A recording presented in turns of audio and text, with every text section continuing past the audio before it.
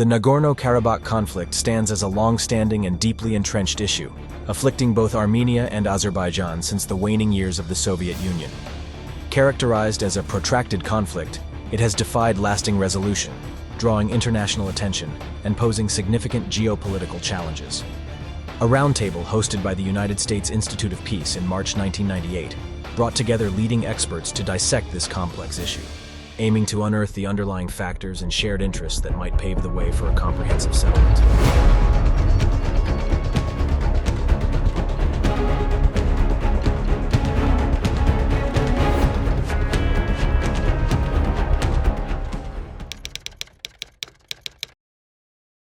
The roots of the Nagorno-Karabakh conflict extend deep into history, but its modern manifestation can be traced to the dissolution of the Soviet Union. As newly independent successor states grappled with defining their borders, Nagorno-Karabakh, a predominantly Armenian enclave within Azerbaijan, became a flashpoint for territorial disputes. The enclave's aspiration for self-determination culminated in a full-scale military conflict, culminating in a fragile ceasefire in 1994. While this ceasefire temporarily halted large-scale hostilities, it left behind a legacy of displacement and uncertainty, casting a long shadow over prospects for lasting peace. These tensions had been simmering really for months and really for decades, for 3 decades, basically going back to the Soviet Union. This has been a flashpoint. Nagorno-Karabakh is a small enclave. It's ethnically Armenian, but the international community recognizes that region as being part of Azerbaijan. Distinct from many other post-Soviet conflicts, the Nagorno-Karabakh issue exerts a profound influence on the electoral politics of both Armenia and Azerbaijan. In Armenia, the 1998 presidential elections saw the ascent of Robert Kocharyan, a staunch advocate for Nagorno-Karabakh, to power. Before we continue our journey, please consider supporting our team through your appreciation and through Patreon. It is with your support that we can unravel this complex realm. The link is given in the description below. Now coming back to our discussion. Conversely, Azerbaijan's electoral landscape, tarnished by allegations of corruption, has made the government increasingly reluctant to appear yielding to Armenian demands, fearing political repercussions. As a result of the start of the anti-terrorist measures, Azerbaijan has restored its sovereignty. The events that occurred yesterday and today at the same time will have a positive impact on the peace process between Armenia and Azerbaijan. One striking feature of this conflict is the substantial level of international interest it has garnered. Traditional regional powers, Russia and Turkey, find themselves on opposing sides, further complicating diplomatic efforts. The United States, striving to appease its influential Armenian diaspora while also securing alternative oil routes through Azerbaijan, faces a challenging balancing act. The Organization for Security and Cooperation in Europe, OSCE, has played an active role in mediating the Nagorno-Karabakh conflict through its Minsk group. While earlier plans, like the one proposed in September 1997, generated mixed reactions and even political turmoil in Armenia, recent proposals introduced the idea of a common state for Nagorno-Karabakh and Azerbaijan. Azerbaijan swiftly rejected this concept, viewing it as a potential step towards independence for the disputed region. Nevertheless, these recent proposals signify evolving diplomatic dynamics, mirroring subtle shifts in the political landscape of the conflict. Azerbaijan has made its point on numerous occasions that this practice should be stopped because you cannot talk peace and in parallel try to use this road in order to beef up your military potential inside Karabakh, preparing for another war. The Nagorno-Karabakh conflict has deep historical roots within the geopolitics of the Soviet Union's collapse. In 1923, Soviet authorities established the Nagorno-Karabakh Autonomous Oblast within the Azerbaijan Soviet Socialist Republic, even though it had a predominantly Armenian population. This decision sowed the seeds of ethnic tension that culminated in 1988, when Nagorno-Karabakh's regional legislature voted to join Armenia.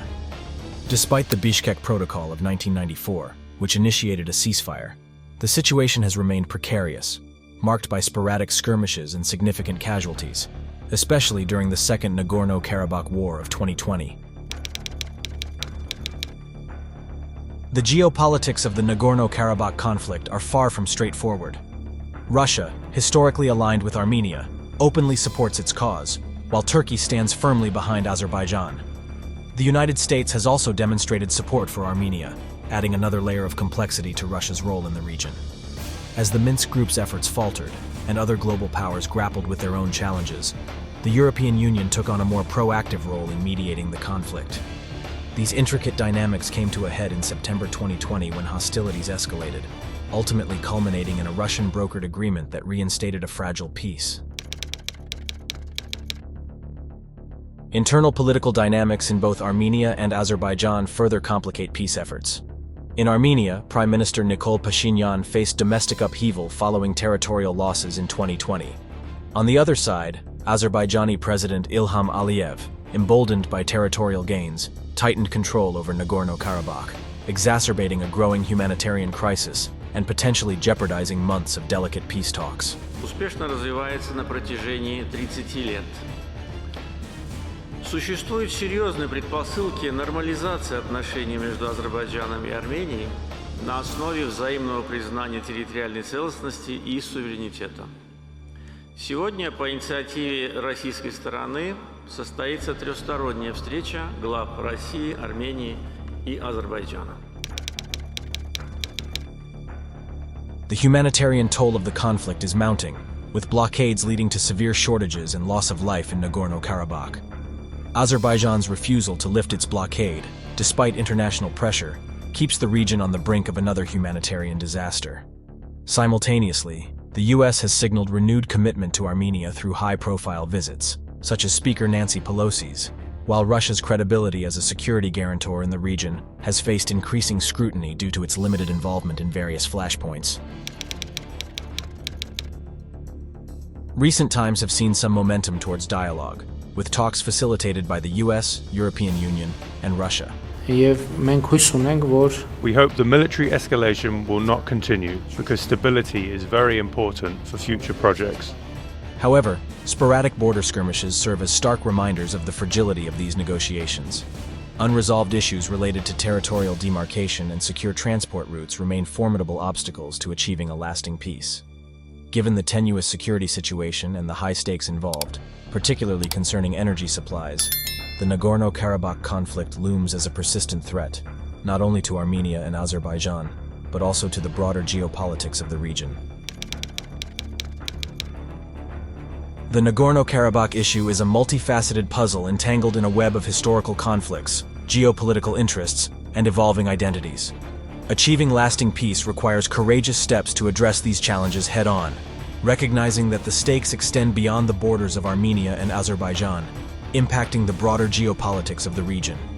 As the conflict remains unresolved, the need for renewed diplomatic efforts and international cooperation remains paramount, for the consequences of inaction are not confined to the South Caucasus, but reverberate throughout the world. This brings us to the end of the video. If you found this video insightful and want to see more, check out some of our previous videos and hit the subscribe button to stay connected.